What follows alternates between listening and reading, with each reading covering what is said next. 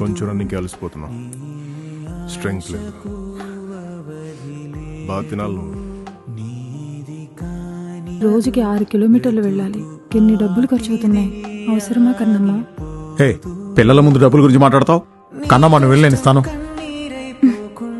అయినా అంత పెద్ద దూరం కాదులే నాన్న, నేను నడుచుకుంటూ వెళ్ళగలను.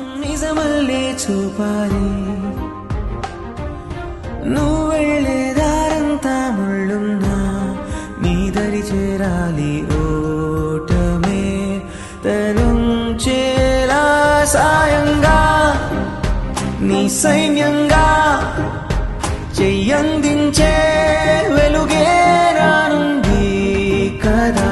ధైర్యంగా అడుగే ఇంకా నీకై నిలిచే వనమే తోడుంది పదా.